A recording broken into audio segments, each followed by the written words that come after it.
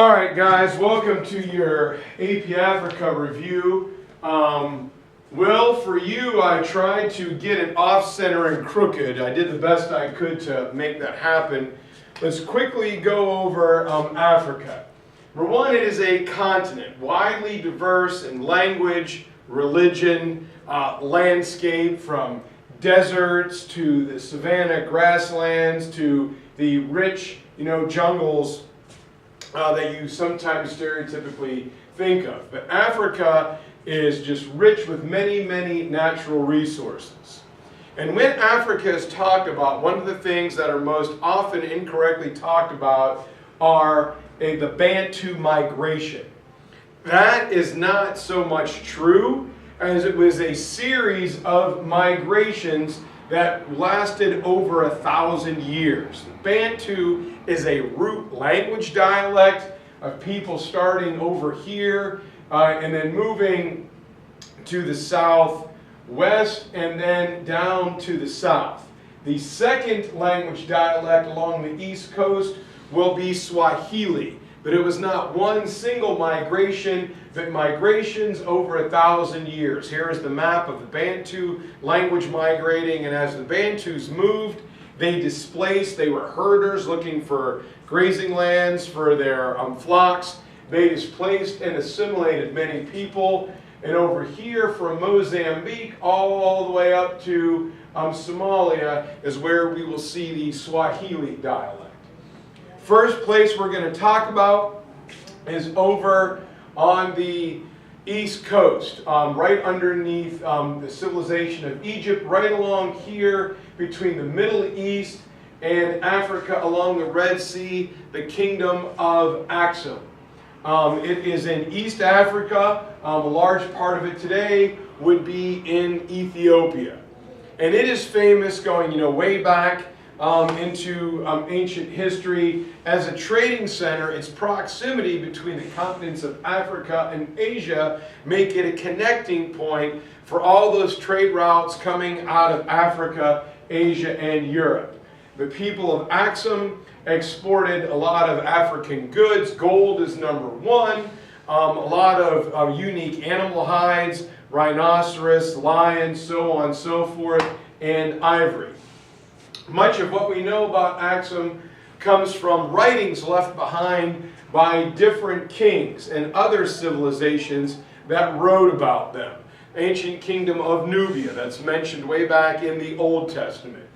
Different Middle Eastern kingdoms. So Aksum was there as a long time as a trading center. One of the most famous kings of Aksum was King Ezana, who's going to be rolling around right at the time the latter stages of the Roman Empire. Think of, Emperor Constantine and near the collapse of Rome. Ezana will conquer the territory known as the Kingdom of Nubia, well on before that, and he burned it to the ground, and then he converts to Christianity. And ever since then, this area of East Africa, even today, surrounded by Islam, has a strong Christian presence. And one of the things he did was carved churches out of the mountainside. He cleared the rubble away in the shape of a cross. This is the church from going down the stairs, going inside the mountain to worship. And this is what it looks like from on top of the mountain. So his works of monumental architecture are building Christian churches in this area. Some of the other achievements of Aksum is they built steels or large stone pillars that mark accomplishments, like an Egyptian obelisk. If you remember our guy Shutruk Nahunte, who conquered the steel of Elam and took it back and erected it to his king. Well, it's the same thing here, except the people of Aksum did something positive. The people were noted for their terraced farming, very similar to the Mayas and the Incas in the New World, to maximize the land that they could grow crops in. And they were some of the first to use different types of coin: copper, silver, and gold. Gold the most expensive, silver the middle, and copper the least, kind of like the Olympics: gold, silver, and bronze. And each coin said may the country be satisfied. Kind of a peaceful, nice little notation there. Aksum will fall when the capital was moved away from the coast deeper to the interior. They didn't want it next to the coastline for safety. And we're not really sure what prompted this, whether it was an attack, whether it was a loss of resources, but something made them move to the interior. And while they are never officially conquered, by 600, by the time Europe is in the depths of the Dark Ages and Muhammad has come back to Mecca in the Islamic world, Aksum has lost most of its power. One of the big things to know about is the Trans-Sahara trade route running across the Sahara Desert from the Atlantic coast of West Africa coming all the way through. This network will eventually be connected to that of the Silk Road, and it will form what is known as the Trans-Sahara trade route. So we will go from the Pacific Ocean all the way over to the Atlantic, Silk Road onto the Saharan trade route. And the goods that are transported, know this, the goods that are transported will be gold and salt. Gold is found in plentiful deposits over here in West Africa, and there was always the necessity of salt. Gold would be dug up, it would be cleaned, stacked among different, layers of feathers to keep it safe and transported. But this here kind of looks like pink or gray. These are large blocks of salt. And salt was actually worth more than its weight in gold. It's how you helped preserve your food. It was the refrigerator of the ancient world. And in small doses, it helped prevent dehydration in this hot area. And salaries, we know going back to ancient Rome, salaries were paid in salt, which is plentiful along the coast of the Sahara Desert. So after that, we're going to move over here to what I call the shoulder socket of Africa, till we get the three great West African kingdoms, Ghana, Songhai, and Mali. Ghana is the foundational kingdom. They're the one who starts it all off, and they become prime time right around the year 800. In the European world, it's during the reign of Charlemagne, and the Mayas are really cooking over in Mesoamerica.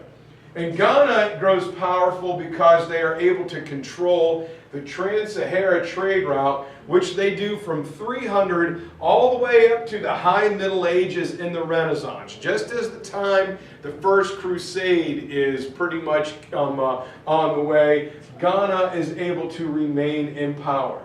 And it will be form its civilization along the Great Niger River, one of the big rivers that crisscrosses through the shoulder socket of Africa. Eventually, Ghana will be heavily influenced by Islam. And early on, the Ghanaian Empire is interesting. The king of Ghana had a lot more direct access to his people, as they would come to him with their questions and concerns, and he would answer them.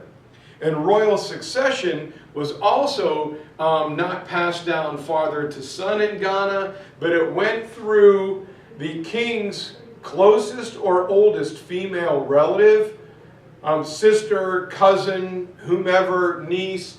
The woman's oldest son, the king's sister or cousin's oldest son, would be the next king. So it was a matrilineal line as compared to anything else. Muslims will come over and they will bring trade ideas, and they'll live in their own parts of the kingdom, and slowly they become advisors and counselors to the king. Eventually around near 1050, going into 1100, the kingdom of Ghana will be attacked by a group of Bedouins from Berbers from North Africa, and they are conquered. Following shortly on the heels of Ghana, like a Chinese dynastic cycle, is the kingdom of Mali. And the core of Mali will be the Malinke people, the strong Malinke people. And they were part and almost built on the same land as Ghana.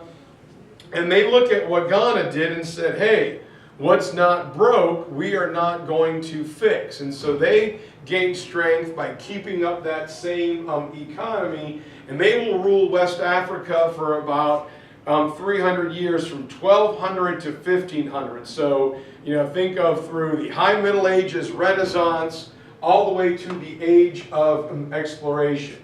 And one of the big things that happens during the Melega Empire is that they build the city of Timbuktu.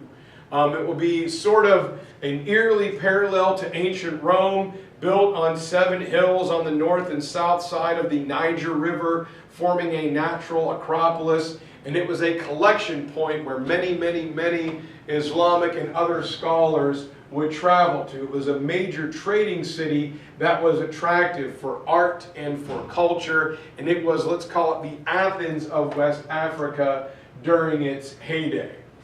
And the Kingdom of Mali will be much more heavily influenced by Islam, and the kings in Mali were known as Mansas.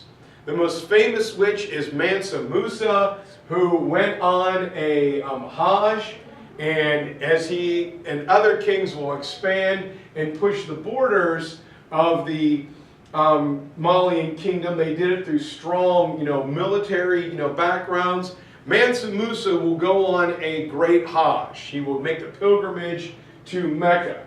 And one of the things that he is famous for is he based his rule and his ideals in ruling on the Quran. Some of the things that nearby Islamic civilizations did, he did not. Like, women had a much freer time in West Africa than they did elsewhere. But the big thing is, Mansa Musa leaves West Africa and he goes on his Hajj, and he goes all the way over to Mecca, and he hands out so much money, one of the tenets of Islam, that he devalues the entire economic system of Cairo for a decade. So much inflation was caused. 60,000 people went on his Hajj, slaves, food. He was carrying gold. He builds a mosque wherever he is. And you can see a visual representation of Mansa Musa's Hajj in the Disney movie Aladdin. Many of the things that Aladdin has going into Agrabah are taken from descriptions of Mansa Musa's Hajj.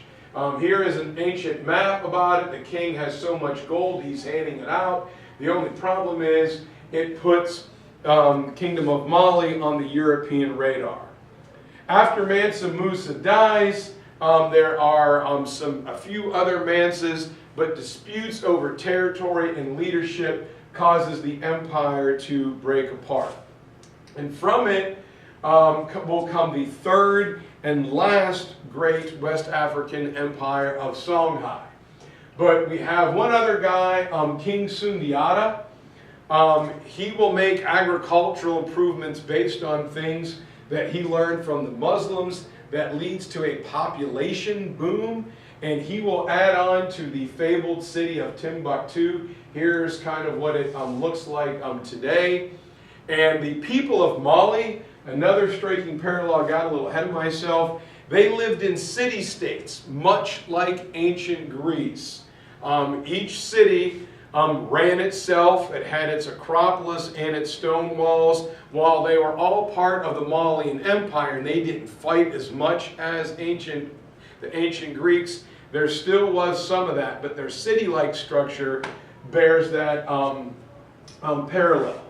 One of the big things that Mali did is they began to use captured prisoners of war as slave labor on sugarcane plantations down along the Niger River. And when the Portuguese show up, they get the idea of plantation labor directly from these guys. And so here is part of the city today. And these are the ancient ports the Europeans are going to build when they show up. The European fort with the tunnel and the harbor, the dock leading down here with a hole in the wall to load and unload cargo taken from Africa.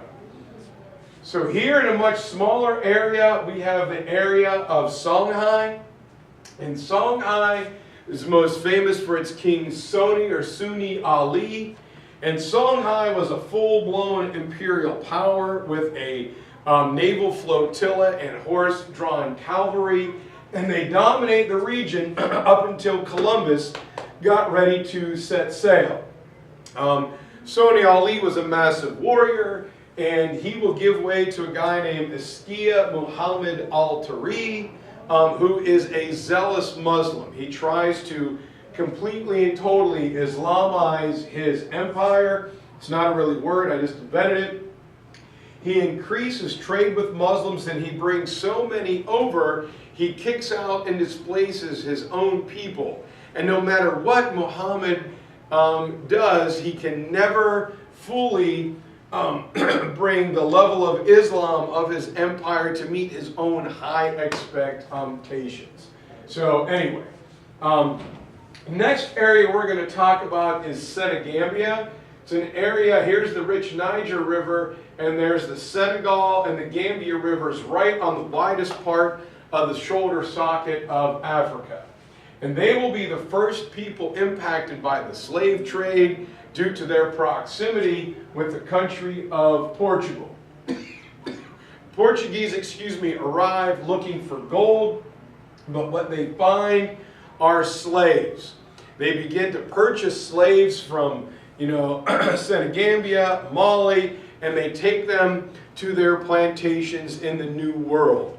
So a good chunk of slaves in the 1500s and the 16th century come from Senegambia, where Africans would capture lesser, weaker tribes, bring them to the coast so they could sell them.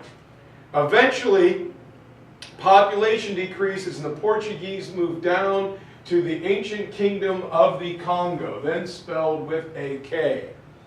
They will influence tribal chieftains by giving them tobacco and alcohol to entice them, to allow them to trade with the Portuguese. The trade item the Portuguese wanted were slaves. Gold brought the Portuguese to Africa. Slavery keeps them coming back for hundreds of years. Eventually, Portuguese King Afonso I tries to stop this practice. He was a Christian king, taught by Portuguese missionaries, and he appeals to the King of Portugal for help and says, man, you got to stop this. There is an assassination attempt on his life, and the people of the Congo began to boycott Portuguese goods, and King Afonso was able to restrict them to one port on the edge of his country. Here are some of the slave forts, where, as I told you, the people would be herded and ushered through the dark tunnel onto the Middle Passage ship. And here is all that remains in Congo today of what was the ramp down to the dock where the slaves would be taken to the New World. Eventually, the Portuguese are going to work their way down Africa, and they're going to make it around the Cape of Good Hope. One is you hope you got rich when you got to the other side. The other part of the Cape of Good Hope is you hope that you actually made it around without sinking. And the Portuguese will see the great Islamic trade going on in the Indian Ocean between East Africa, India, and the Middle East. The Portuguese will attack it, and they will destroy, widespread destruction of the Islamic traders, attacking the ships and the port facilities, bringing economic decline to East Africa. Today it's Eritrea, Djibouti, Somalia, parts of Kenya and Ethiopia, and it was so bad, parts of Africa have not recovered to this very day. Inland, safe from the Portuguese, is the civilization of the great Zimbabwe. They were inland and lived for 1,000 years in kind of isolation.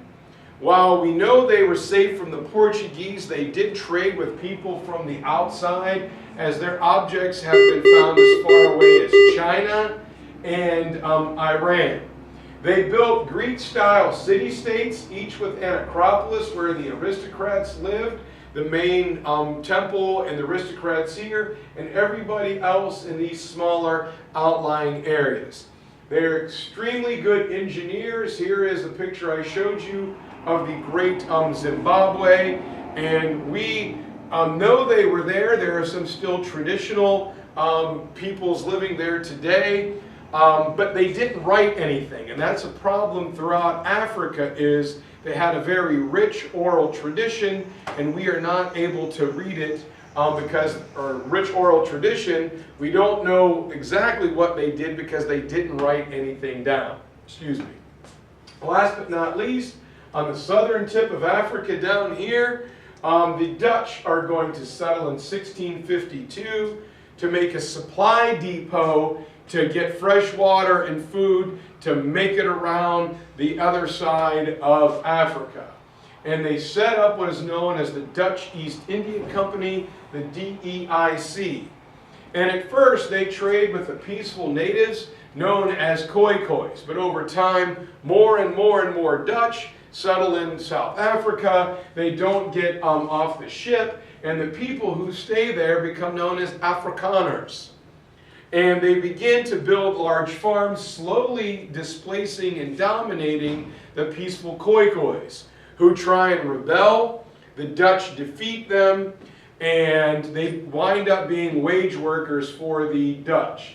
The Afrikaners will eventually be displaced by the British, and eventually we will see the government system known as apartheid. The achievements of the people of Africa are many, from gold work to wooden carvings to rich oral fables. You know, an animal that is burned by fire once learns not to do it again. And so here are the Khoikhois peacefully living. Here come the Dutch, and they will dominate this area for hundreds of years. There's a quick Africa review. Please look at that and listen to the podcast for your quiz. I hope you enjoyed this, water main break day, and we'll see you guys later.